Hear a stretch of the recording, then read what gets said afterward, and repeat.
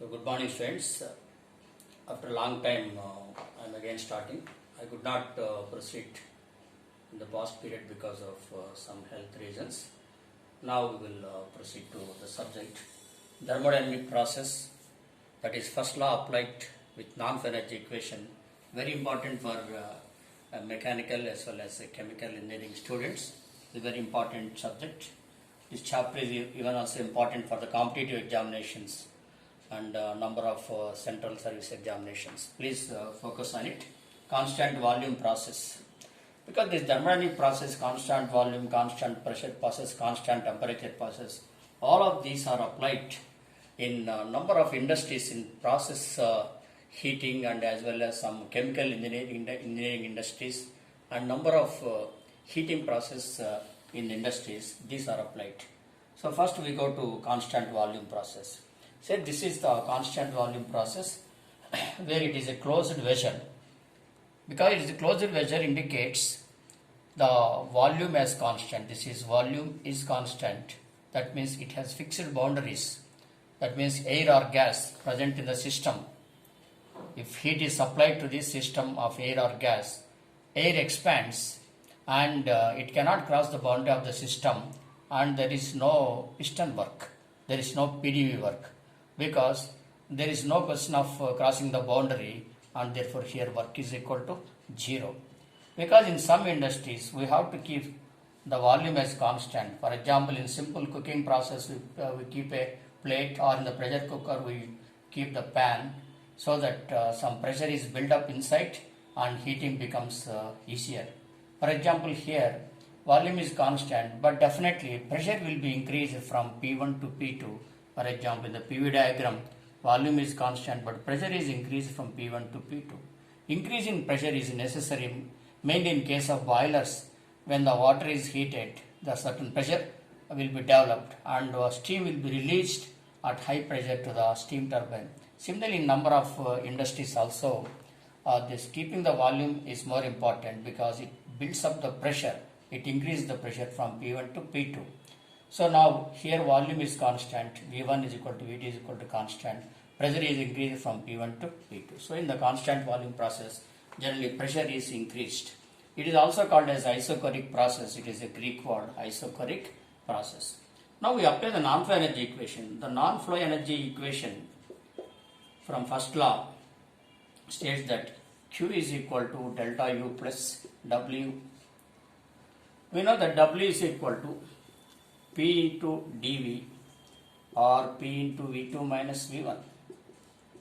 In this process, V1 is equal to V2 or therefore V2 minus V1, this term becomes 0. Or we can write, if V is constant, differentiation of V is 0. This becomes also 0 mathematically. Practically, because the volume is constant, because there is no expansion, we can say that there is no work. When there is no expansion of the system, there is no work. Therefore, work done is equal to 0 here.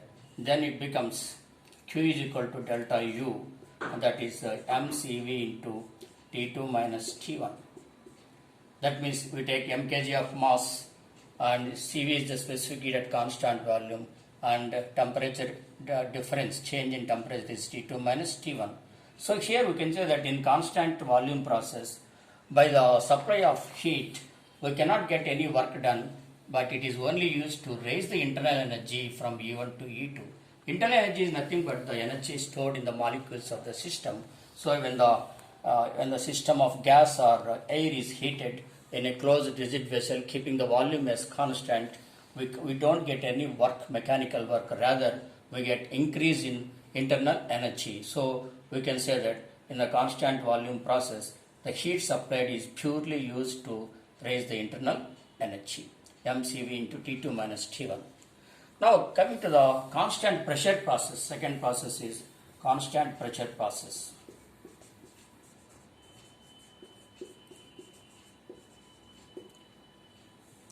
In this case, volume is not constant. Here volume is not constant. Here we have a flexible boundary. We don't have any rigid boundary. Here there is a boundary is rigid. Here flexible boundary. So whenever the heat is applied to the air or gas, the gas expands and moves the piston in the upward direction. Now here we have put a weight W to maintain the pressure as constant, because according to Boyle's law, when heat is added, the expansion takes place, volume increases and pressure decreases. According to Boyle's law, volume increases and pressure decreases. In order to maintain the decrease in pressure, we keep the weight W. For example, in the regular pressure cooker in the houses, we keep some weight, generally they call it as weight. Then, because when the steam is going out, if you put the weight, it maintains constant pressure inside the system. It maintains a particular pressure so that the cooking becomes easy. If you don't put that weight on the pressure cooker, it is not possible to get easy cooking. Similarly, in the industry also, in some cases, constant pressure is required. For example, in some thermodynamic flow process, etc., we require constant pressure for getting uniform flow. In such case, pressure is to be maintained constant. So, to get the pressure constant, weight is placed. Listen once again. When the heat is added, volume V increases and pressure P decreases according to Boyle's law.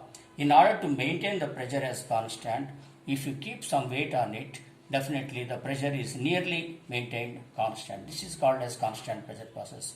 Remember that in the constant volume process there is a rigid boundary, in constant pressure process there is a flexible boundary. So here there is pressure is constant, but because of heat addition, that volume is increased from V1 to V2. Volume is increased from V1 to V2. Therefore, in the PV diagram we write the initial point 1, V1, and increased volume is increased to V2, keeping the pressure as constant. P is equal to C. Therefore, here we can write Q is equal to delta U plus W. That is equal to delta U plus W is written as P into dV. P into dV. Or we can also write Q is equal to delta U can be written as U2 minus U1, and P into dV is equal to V2 minus V1. Now here again Q is equal to, that is U2 minus U1 again plus PV2 minus PV1. Here we can combine U2 plus PV2 minus of U1 plus PV1. Now we know that according to definition of enthalpy, enthalpy is defined as the product of U plus the product of pressure and volume. So enthalpy is the sum of internal energy plus PV product, U plus PV. Then we can write Q is equal to this U2 plus, this is called as H. This U2 plus PV2 is called as H2, and this U1 plus P1 is called as H1. Therefore, we can write this is H2 and this is H1. We get H2 minus H1. This is nothing but delta H. So it can be written as Cp into T2 minus T1, T2 into Cp into T2 minus T1. And in general, for if you consider m kg mass, then it becomes mCp into T2 minus T1 for m kg mass. So we get in the constant pressure process Q is equal to mCp into T2 minus T1, and then time. M is equal to in kg, M is in kg, Cp is in kilojoule per kg degree Kelvin, temperature is degree Kelvin. So degree Kelvin gets cancelled, and kg gets cancelled, we get kilojoules, we get the unit as kilojoules. So we can say that what is the difference between the constant volume process and constant pressure process? In the constant volume process, Q is directly equal to delta U, whereas in the constant constant pressure process, say in the constant volume process, we say Q is equal to delta U. This is in constant volume process, and Q is equal to delta H in the constant pressure process. So it is mCp mCV into T del T, we can write mCV into del T. This can be as mCp into del T. Remember that here Cp is specific and constant pressure for air or any gas. Cp is always greater than Cv. For example, for air, Cp is equal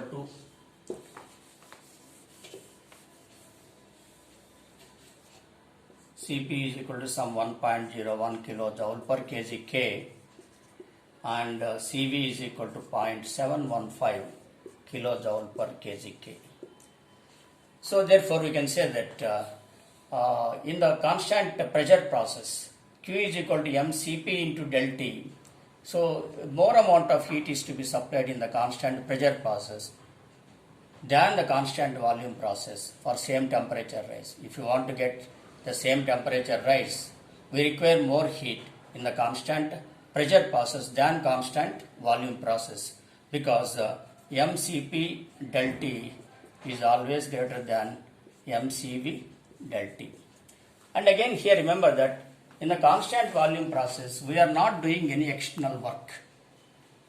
Remember that only the heat supplied is only used to raise the internal energy from E1 to E2, whereas in the constant pressure process the heat added is not only used to raise the internal energy from E1 to E2 but also to do some external work.